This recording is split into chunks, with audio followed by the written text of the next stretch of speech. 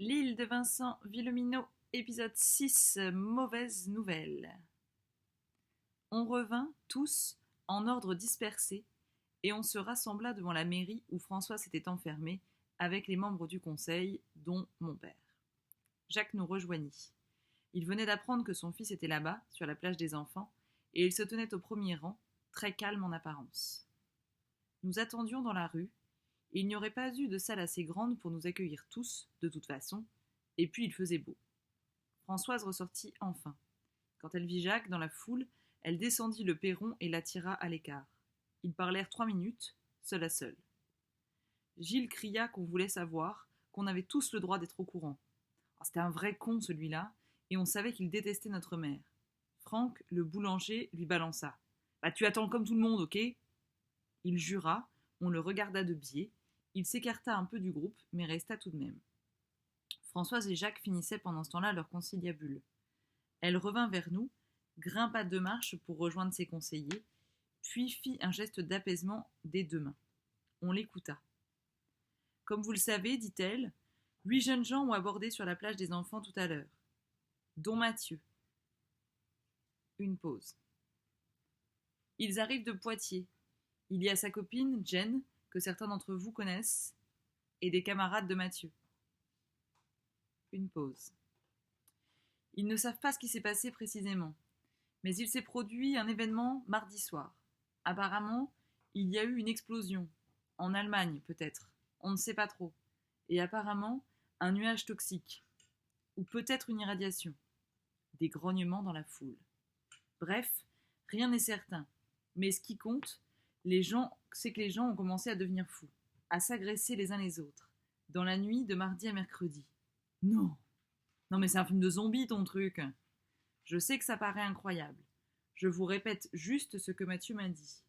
Les gens s'alpaguaient, se battaient, dans la rue, dans les immeubles, avec leurs voisins, des gens au-dessus de tout soupçon. Ils s'entretuaient. Cris, exclamations d'incrédulité et aussi d'indignation qu'on ose raconter une histoire pareille.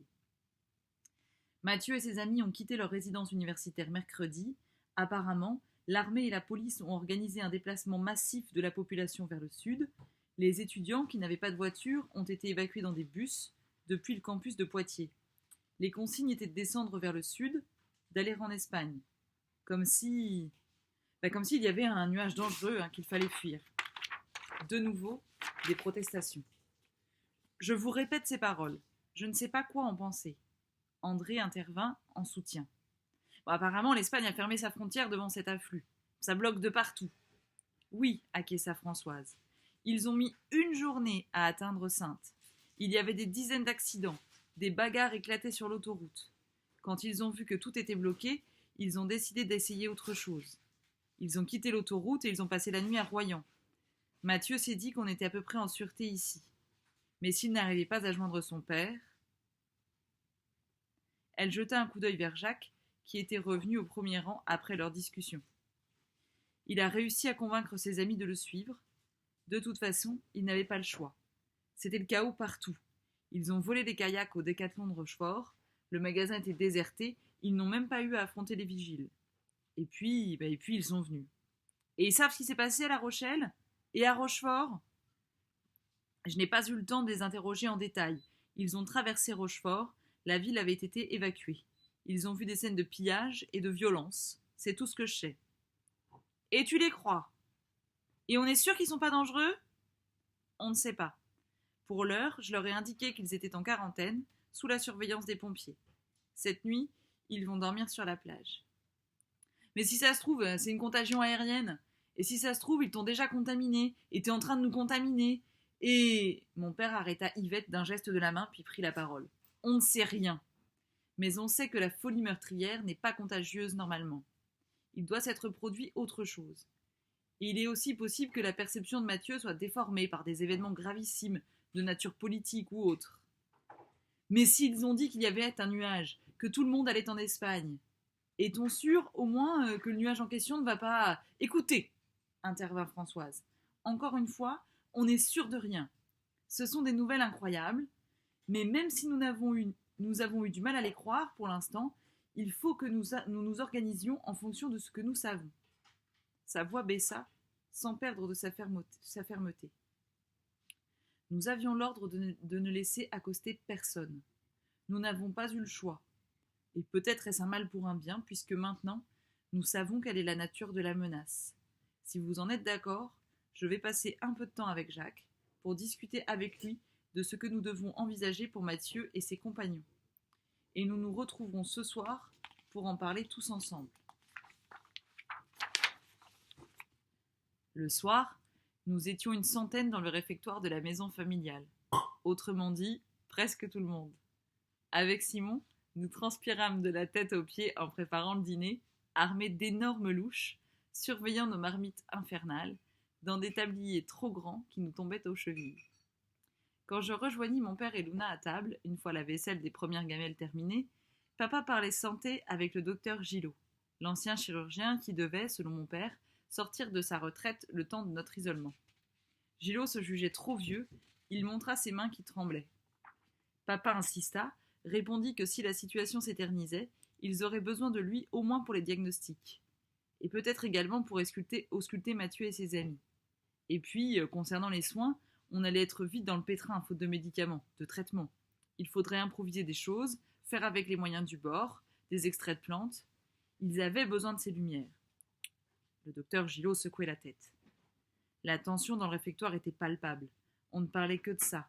On espérait tous en savoir davantage, même si on savait qu'on n'apprendrait rien de plus. Nous, avec les copains, on mangeait chacun avec nos parents. Même la mère de Simon et Blanche était là, un peu absente. Ils s'étaient assis tous les trois avec nous. À la fin du dîner, Françoise prit une nouvelle fois la parole. Elle expliqua qu'elle était consciente de la terrible inquiétude que provoquaient les dernières nouvelles chez chacun. Elle rappela qu'elle avait elle-même de la famille très proche, sa mère et sa fille, à Rochefort. Puis, elle nous dit qu'il ne servait à rien de se perdre en suppositions. « Mais tu es sûre qu'on ne court aucun danger ici ? Peut-être qu'on devrait évacuer nous aussi, hein ? Je ne suis sûre de rien. Mais si j'en crois les consignes reçues hier matin, le danger serait infiniment plus grand si on rentrait en contact physique avec la côte. On peut quand même pas attendre sans rien faire. Enfin, rester dans l'ignorance de... » Les voix se haussaient. Les questions se faisaient protestation. Sans reproche, mais avec virulence. Françoise répéta sans réfléchir qu'il n'y était pas question pour l'heure d'établir le moindre lien avec le continent. Les ordres étaient stricts. Il en allait de notre sécurité, peut-être même de notre vie. Mais combien de temps va-t-il falloir que... Elle répéta qu'elle avait demandé d'autres informations par tous les vecteurs possibles, que pour l'heure la communication était coupée, que personne ne répondait, que rien n'indiquait même que ces messages étaient reçus ou même lus. Et puis finalement elle précisa ceci. Après avoir vu les fumées hier matin, et étant donné l'épisode de cet après-midi, elle avait ordonné à 4 pompiers volontaires de se poster avec leur radio VHF sur le port, à la batterie de Jambier, à la pointe Sainte-Élaphe et chez Gérard, dans l'anse des Coquilles. De là, ils pouvaient surveiller tous les points abordables de l'île. Robert était quant à lui dans le sémaphore et surveillait la mer aux jumelles. Daniel, au port, se tenait prêt avec le Zodiac. Si un bateau essayait d'aborder, il serait appréhendé de loin, mis en quarantaine à bouée. On relayerait les sentinelles ce soir, et ensuite toutes les 6 heures. Comme vous l'avez vu tout à l'heure, j'avais déjà réquisitionné les fusils de chasse de Gilles, Bruno et du vieux Maurice, ajouta-t-elle. Je ne sais plus qui posait la question qui allait de soi. Les sentinelles, elles sont armées ? Elles vont tirer ? Oui, répondit Françoise. On ne peut plus se permettre ce qui s'est passé tout à l'heure. Si les passagers d'un bateau essayent d'accoster malgré nos avertissements, j'ai donné des ordres. D'abord, des sommations. Et puis, on tire dans les embarcations. Sa voix baissa. Et finalement, en dernier recours, sur les intrus. Même si nous les connaissons. Elle s'éclaircit la gorge. Je vais publier l'arrêté. Cette autorisation de faire feu ne vaut bien entendu que pour ceux qui seront en charge des tours de guet. Et nous posterons également un garde devant l'épicerie et un autre à la casemate où nous entreposons l'eau. Il faut éviter à tout prix les violences. Il y eut des murmures, des dizaines de doutes exprimés à mi-voix. Tout le monde avait de la famille sur le continent, et personne n'était prêt à voir un de ses proches criblé de balles, simplement parce qu'il avait emprunté un bateau pour regagner l'île. J'espère que nous n'aurons pas à le faire, rassura-t-elle. Il y aura une formation pour apprendre les sommations. Et je souhaiterais également que nous regroupions toutes les armes à feu de l'île, toutes les munitions, dès à présent, dans l'armoire blindée de la mairie.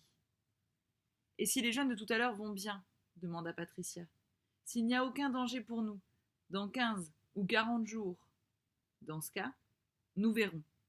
On décide jour après jour. Je ne vois pas pourquoi on aurait épargné Mathieu et ses copains, mais qu'on tirerait sur les suivants, lança Gilles. Il avait une fille, à Bordeaux. On va tout faire pour l'éviter, promit Françoise. Elle tiendrait cette promesse-là aussi. Hélas. La suite au prochain épisode.